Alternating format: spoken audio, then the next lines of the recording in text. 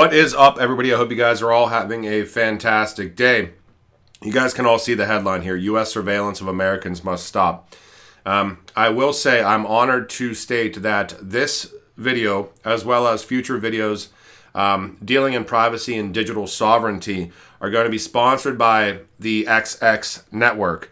It's certainly not advocacy to go out and buy a coin or anything like that, but I will be talking about the technological capabilities of the XX network moving forward, newer initiatives, and obviously, as usual, talking about privacy within, especially with central bank digital currencies, things like this, as all of these rollouts occur, and why privacy is essential in the digital economy that is fast approaching. If you're not aware, obviously, David Chaum, founder, CEO of the XX network, and basically the godfather of what we would consider cryptocurrency today, as far as the work that he performed, surrounding eCash and private keys, over a decade prior to anything surrounding Bitcoin.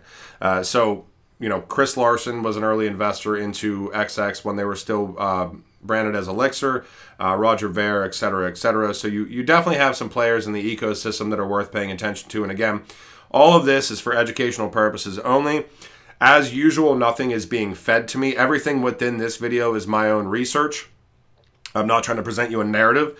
I'm just trying to present you with information that I've either A, found that is publicly accessible, or B, want to discuss because I feel like it is certainly important given where we are going in the societal issues that are going to be surrounding themselves around privacy in the future. I found a really interesting document from Rabobank, and it deals in, the European Central Bank as well as the European Union that are a little bit, one's about a little over a year old, one's about 2 years old, that I think that, many of you may not have seen, which I think that you will find interesting. Take it with a grain of salt. Again, this is just me doing a deep dive for 4 or 5 hours yesterday, as I usually would do. So let me get into this. All right, U.S. surveillance of Americans must stop. Now, this ties into, Edward Snowden and the NSA and how much of our actual data was getting out there and being used in, for nefarious means by government agencies such as the NSA. This stuff is still certainly ongoing, though. Most of our, if not, I would say the majority of our metadata is collected. It may not be able to be legally looked at, but there seems to be a narrative based on just a couple days of research here that there are always pretty much workarounds for that actual investigation into data. If you look at this states, when Edward Snowden revealed that the NSA had misused for foreign intelligence surveillance laws to collect millions of Americans' phone records, the resulting public outcry eventually led Congress to ban the practice. However, according to a recent government report by the director of the NSA, or the Office of National Intelligence, Director of National Intelligence, recently disclosed in 2021 that the FBI conducted up to 3.4 million warrantless searches seeking Americans' phone calls, emails, text messages, using a law that on paper can only be utilized to spy on foreigners overseas. If you get into really all of the data that's actually collected and how much the government knows about you, it gets even more interesting, to the extent that they have different scenarios presented here. So info collected by non-intelligence agencies. So this is, routine information. It's a pretty fair assumption. They give 3 scenarios here. They give 3 individuals and they give a background about where they're at in life, maybe their marriage status, or maybe their education status, or maybe their retirement status within the business world, whether that be public or private, etc. And it's basically stating that the majority of individuals, it's fair to assume that the government knows your name, social security number, permanent address, age, birth date, place of birth, prior place of residence, ethnicity, marital status, household composition. Then it goes into these individual frameworks as well. To the extent that you start going down the rabbit hole here, and if you're participating in different initiatives, whether you hold a passport or whether, internet service providers are capturing your data, which they certainly are, how much is really known about you? Purchases, downloads, social media posts, videos watched, IP address and location, device name and unique ID, search queries, browsing history, even social media applications. Which applications share your data the most? I'm pretty sure that we all know that Facebook has been caught doing it many, many times. But May surprise you that 52% of the applications that you utilize share your data with third parties. Social applications, Instagram, Facebook, eBay. 79% of your data is being shared with third parties by a platform like Instagram if you use Instagram. Facebook, 57% of your data. LinkedIn, YouTube, and TikTok, not far behind at 50%, 42%, 36%, respectively. This is why privacy is so important. One of the aspects that I really liked with XX Network, whenever Darren and I, well, you might not know, Darren Moore Jr. obviously does fantastic research. Him and I are both being sponsored by XX for initiatives around privacy and digital sovereignty. But we've been using, they're completely free to use on iOS and Android messaging application, which uses CMIX technology basically to make sure that the messages that we send back and forth stay messages that are private to us in our conversation. Doesn't even need a token to be utilized, which I thought was just fantastic. I want to get into this though, because I think that some of this information during a deep dive, yesterday for about 4 or 5 hours is certainly interesting to go through. Now, this information was not provided to me by XX. This is, publicly accessible if you know how to search, obviously. But the first one is from an organization called Rabobank. Not aware who Rabobank is. They're a financial services company, Dutch multinational banking, headquartered in the Netherlands. The group comprises of 89 local Dutch Rabobanks, a central organization, and many specialized international offices and subsidiaries. They did a report in early 2021. Again, take this all with a grain of salt. I know this is about a year and a half old. You're going to see the term Elixir here. Elixir, essentially the old branding of the XX network, and there's been a lot of changes since then. So I would recommend that you do your own research. If you really want to see current information about what's going on with XX, go to xx.network or xxfoundation.org. But this is a document that I found. What is the best technology for central bank digital currency? And this is by a bunch of authors, and it's obviously Rabobank research. Now, if I go here and I just start at the top, this is first talking about public permissioned, and it deals in, Ripple XRP. It goes into Libra when Libra was still a thing. Talks about Elixir. Elixir is currently still under development within the network. A select group of validators that reach consensus. This makes the network appear permissioned at first. However, this group is constantly changing in composition. Any node can be designated as a validator, making Elixir ultimately permissionless. And confirmation of that, obviously, with the mainnet launch, Elixir is certainly permissionless. So this is, again, a little bit of an older document. February 2021. Initial tests indicate a conservative estimate of 1,000 TPS or transactions per second. But the makers of Elixir, again, the naming conventions are a little bit old. Expect this to rise to 10,000 transactions per second. It's worth noting that this chain uses quantum-proof cryptography, and transactions are completely private and anonymous, giving the network the characteristics of cash. A CBDC could use this technique, and perhaps an auditor role could be built in if desired. Again, the newer websites that I showcased to you are where you will get the most new and relevant information. But I did find this paragraph fairly interesting to me. This talking about transparency. Again, this is through Rabobank. The European Central Bank wrote a report on a digital euro that central bank digital currencies should have cash-like properties and the capacity to ensure privacy in payment transactions. Now, if you go down to the bottom of the same paragraph here, with these distributed ledger technologies, a person's entire transaction history can be run through once it is known which address belongs to him or her. Now it talks about Elixir. Again, the naming convention. It's a little bit old, I get it, but this is still a legit document. It's publicly accessible. Elixir has also been discussed. For this distributed ledger technology, it will no longer be possible to find out which transaction was sent by whom. An auditor role could technically be built in, but it is not yet decided whether or not they want to build that into the network. So you've essentially got Rabobank and the European Central Bank with this entire paragraph surrounding that. Definitely mentioning the old verbiage of Elixir within that. And then you also have privacy. Public blockchains and privacy are often at odds with each other. However, there are interesting developments to improve this. For example, again, look at Elixir. Each private blockchain technology has built in a degree of privacy in its own way, etc., etc., etc. So, found this document very interesting. What is the best tech for a CBDC? This is through Rabobank's research, mentioning the old naming conventions around the XX network, which was, entitled Elixir. Again, there's more current information out there. But I do think that this probably hasn't been seen by a lot of people. Again, there's in no way this has been fed to me whatsoever. This is publicly accessible information, and what I do is I deep dive into stuff, and this is one of the things that I found during my first stab at 4 or 5 hours of deep diving yesterday. Just found it a little bit interesting.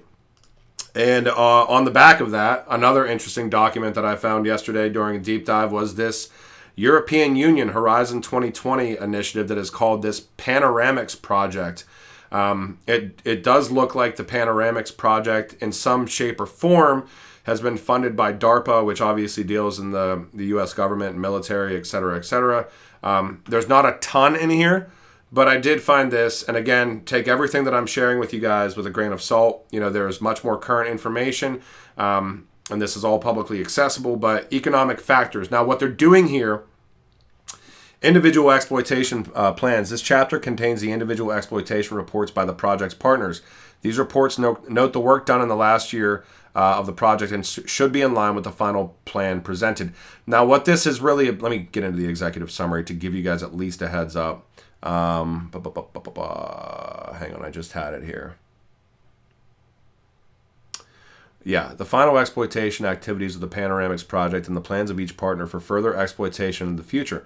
As a whole, this deliverable is the exploitation report. As detailed earlier, the exploitation report or objective of the Panoramix project is the development of a multi-purpose infrastructure for privacy-preserving communications based on mixed networks, and its integration into high-value applications that can be exploited by European businesses and beyond, including the key focus areas of e-voting, statistics, and privacy-enhanced email, with each focus area being ran by one of the industrial partners. And then just kind of a summary. Finally, the future of mixed networking and privacy-enhancing technologies, given landmark new regulations such as GDPR or General Data Protection Regulation, seems bright. This exploitation report shows how innovative European research, combined with cutting-edge business models and use cases, can bring Europe to the forefront of privacy-enhancing technologies. Now, what they go down into here under guideline for industrial partners and general strategy is talking about economic factors, which talks about providing innovation in project results. Ensure that there are advantages compared to competitors. It is inarguable that mixed nets provide a better security and privacy model than the nearest competitor, which is Tor. There is not enough information yet on the Elixir project by David Chaum, which is now the XX network, obviously, to assess advantages and disadvantages, but European Union found it interesting enough to discuss within this Horizon 2020 initiative. Oh, I did want to mention this because this is in here as well. In this Rabobank document, talks about transaction speeds for layer ones. Now, this is in February 2021. They've got Bitcoin, Ethereum, Ethereum 2.0, Cardano, Libra or Diem, which was the Facebook initiative. They've got Ripple and the XRP Ledger, and they've got Elixir, which is now obviously XX Network. So again, take all of this with a grain of salt. And they've got Corda and they've got Hyperledger Fabric. So I found this to be fairly interesting. Some of the information that I dug up, obviously I've been, talking with XX Network for the past a little over a month now about a way that we can do this in the right way as far as sponsorship aspects around real research.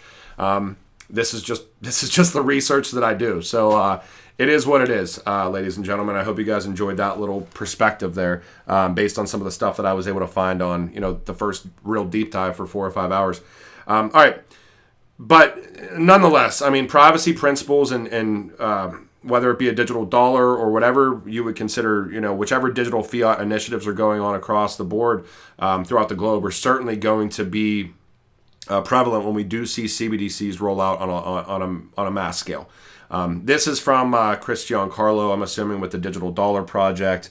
This is talking about CBDCs. There was a study on the European Central Bank talking about 41% of replies for comments, requests for comments, mentioned privacy in payments as being one of the essential aspects within a central bank digital currency. Privacy is of the essence of living, etc. World Economic Forum kind of putting out the same information. Last but not least, there's a lot of synergy here within thought processes around where we're going to be at by 2025, which I found very interesting. This is a document from Payments and Cards Mobile. Proponents of the technology, such as XX Network's David Shum or Ripple's David Schwartz, predict that blockchains will completely revolutionize the payments industry by 2025. And you even have David kind of being a trailblazer, as he probably has been for years and years and years, talking about a lot of the things that we've talked about in this, even on this channel, where it kind of starts with these certainly exotic corridors. I think he's talking about, I think I have it in here. Oh, yeah. So, sorry. Predicted unbanked populations, so banking the unbanked, in Asia, Africa, and Latin America will be fertile markets for growth in blockchain payments. These markets could, quote-unquote, leapfrog. That may be familiar verbiage for some of you that watch this channel. The developed world and the use of cryptocurrencies and blockchains, much as they did in the introduction of mobile telephony or technology, noting the capacity of messaging services like Twitter and WeChat to grow exponentially. Dr. Chom predicted that the world would see a fully operational payment service linked to blockchain by 2025. Now, this is all the way back in 2018, so this is 4 years ago, and it's so forward-thinking and thought leadership from David. And I'm not trying to give him a pat on the back. This is just legitimately where this space is going. He was presenting this information in 2018. And what are we seeing now across the board? We are seeing benchmark years in this space, especially 2025. And then you can even extrapolate out to 2030 as far as where a lot of these green initiatives go, and ESG initiatives across the board. So it's just interesting to see, a lot of synergy and mindset, stuff that, it's been interesting to research into David and XX Network over the past month, when these, discussions were, beginning to occur with Darren and myself. And it's just nice to be sponsored for actual research. This whole video is research that I found. And future videos will be research that I've found as well. And it's exciting to be a part of the ecosystem. It's not, like I said before, do your own research into these assets. I'm not advocating for you guys to go out and make any sort of a purchase. I'm not a financial advisor, but I will be talking about the tech capabilities of XX Network, and certainly talking about privacy and digital sovereignty, which I have been before anyways, especially when central bank digital currencies and everything that's going to be rolling out over the next couple of years here. You guys want to check out XX Network, feel free to follow their Twitter. It's XX_network. Feel free to visit the website for documentation, which I know they're going through, just kind of building this website out fully to fruition with all the documentation. You can go in and look at the tokenomics and use case of the coin if that's something that interests you. How David Shum went from inventing digital cash to pioneering digital privacy, economic fixes, and enabling nomination with BetaNet wallets. And you could take a look at the foundation as well. There's certainly probably opportunities for developers to build out on top of this layer one. And again, iOS and Android, a completely free messaging app that doesn't have to utilize any sort of a digital asset to function, and it maintains your privacy, which is just one of the aspects of digital sovereignty.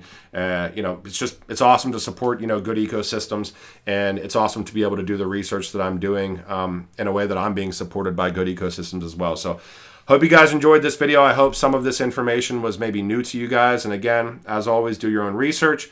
And yeah, I will talk to you when I talk to you. Thanks. Bye.